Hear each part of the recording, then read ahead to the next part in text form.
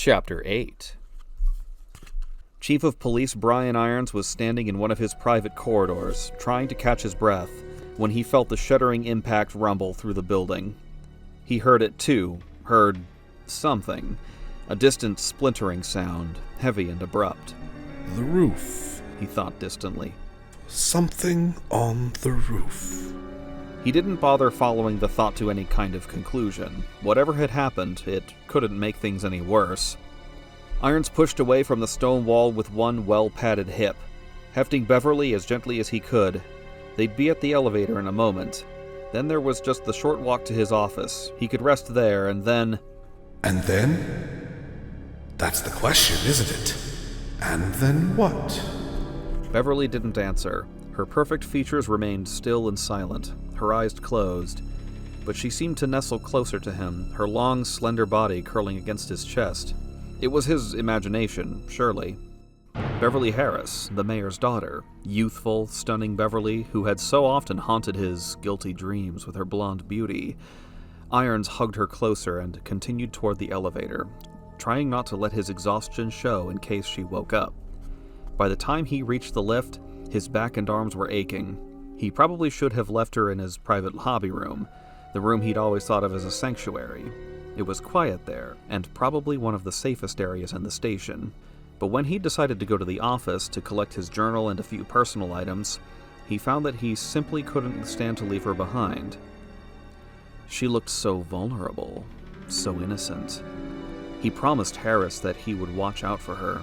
And what if she was attacked in his absence? What if he came back from the office and she was just gone?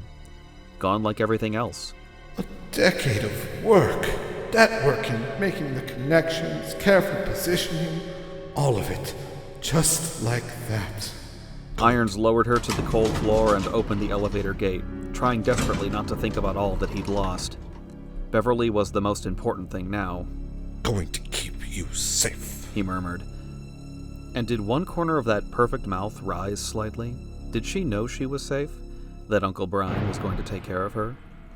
When she was a child, when he used to frequent the Harrises for dinner, she'd called him that. Uncle Brian. She knows. Of course she knows. He half dragged her into the lift and leaned her into the corner, gazing tenderly at her angelic face. He was suddenly overwhelmed by a rush of almost paternal love for her, and wasn't surprised to feel tears well up in his eyes. Tears of pride and affection. For days now he'd been subject to such emotional outbursts. Rage, terror, even joy. He'd never been a particularly emotional man, but had grown to accept the powerful feelings, even to enjoy them after a fashion. At least they weren't confusing. He'd also had moments when he'd been overcome by a kind of strange, creeping haze. A formless anxiety that left him feeling deeply unsettled, and as bewildered as a lost child. No more of those. There's nothing else that can go wrong now. Beverly's with me, and once I collect my things, we can hide away in the sanctuary and get some rest. She'll need time to recover, and I can sort things through. Yes, that's it. Things need to be sorted through. He blinked the already forgotten tears away as the metal cage started to rise. Unholstering his sidearm and ejecting the clip to count how many rounds were left, his private rooms were safe, but the office was another story. He wanted to be prepared.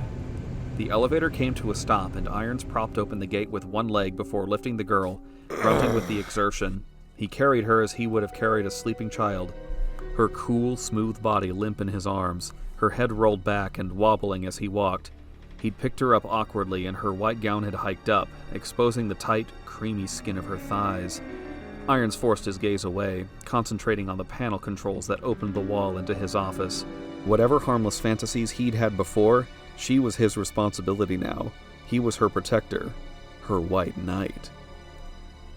He was able to hit the protruding button with one knee. The wall slid open, revealing his plushy decorated and thankfully empty office. Only the blank, glassy stares of his animal trophies greeted him.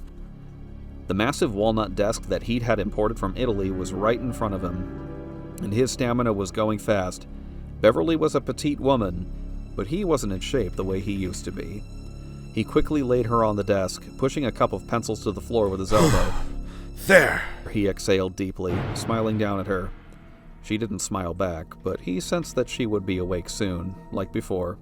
He reached under the desk and tapped the wall controls. The panel slid closed behind them.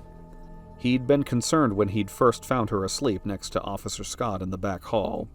George Scott was dead, covered with wounds, and when Irons had seen the red splash on Beverly's stomach, he'd been afraid that she was dead too. But when he'd taken her to the sanctuary, to his safe place, she'd whispered to him that she didn't feel well, that she was hurt and she wanted to go home. Did she? Did she really? Irons frowned, snapped out of the uncertain memory by something he'd felt when he'd laid her on his hobby table and straightened her blood-stained gown, something he couldn't quite recall.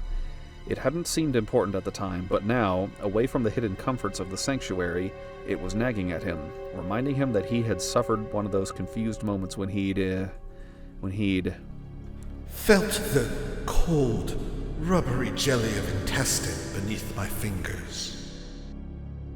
Beverly? He whispered, sitting down behind his desk when his legs went suddenly weak. Beverly kept her silence, and a turbulent flood of emotions hit Irons like a tidal wave, crashing over him, crowding his mind with images and memories and truths that he didn't want to accept. Cutting the outside lines after the first attacks, Umbrella and Birkin and The Walking Dead, the slaughter in the garage, when the bright coppery scent of blood had filled the air and Mayor Harris was eaten alive, screaming until the very end, the dwindling numbers of the living through the first long and terrible night, and the cold, brutal realization that it hit him again and again that the city, his city, was no more. After that, the confusion, the strange and hysterical joy that had come when he'd understood that there would be no consequences for his actions. Irons remembered the game he'd played on the second night, after some of Birkin's pets had found their way to the station and taken out all but a few of the remaining cops. He'd found Neil Carson cowering in the library, and had tracked him, hunting the sergeant down like an animal. What does it matter? What matters anymore, now that my life in Raccoon is over? All that was left, the only thing that he had to hold on to, was the sanctuary, and the part of him that had created it, the dark and glorious heart inside of his own that he'd always had to keep hidden away. But that part could be free now. Irons looked at the corpse of Beverly Harris, laid out across his desk like some delicate and fragile dream, and felt that he might be torn apart by the feelings of fear and doubt that warred inside of him. Had he killed her? He couldn't remember. Uncle Brian. 10 years ago, I was her Uncle Brian. What have I become? It was too much. Without taking his gaze from her lifeless face, he pulled the loaded VP-70 from its holster and began to rub its barrel with numb fingers. Gentle strokes that reassured him somehow as the weapon turned toward him.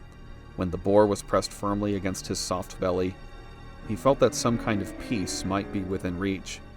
His finger settled across the trigger, and it was then that Beverly whispered to him again, her lips still, her sweet and musical voice coming from nowhere and everywhere at once. Don't leave me, Uncle Brian. You said you'd keep me sane, that you'd take care of me. Think of what you could do now that everyone is gone, and there's nothing left to stop you. You're dead. But she kept talking, soft and insistent. Nothing to stop you from being fulfilled, truly fulfilled, for the first time in your life. Tortured and aching, Irons slowly pulled the 9mm away from his stomach. After a moment, he rested his forehead against Beverly's shoulder and closed his tired eyes. She was right. He couldn't leave her. He'd promised. And there was something to what she'd said about all the things he could do. His hobby table was big enough to accommodate all kinds of animals. Irons sighed, not sure what to do next, and wondering why he was in such a hurry to decide anyway. They could rest for a while, perhaps even take a nap together, and when they awoke, things would be clear again. Yes, that was it. They would rest, and then he could sort things through, take care of business. He was the chief of police, after all. Feeling in control of himself again, Brian Irons slipped into a light and uneasy doze, Beverly's cool flesh like a balm against his feverish brow. This audio drama is in collaboration with the Spirit Stone, a community of collaborating content creators, streamers, voice actors, artists, and writers. Check out the Spirit Stone Discord for more information. All of the voice actors you hear in this audio drama are lending their voices on a volunteer basis, free of charge. Though with your help, I want to see that they are properly rewarded for their time and effort. Consider contributing to the Zexy Observer Patreon. Rewards start at just $1 a month. Thank you for your consideration, and as always, stay Zexy. Whatever harmless fantasies he'd had before, she was his responsibility now. He was her protector. Her white knight.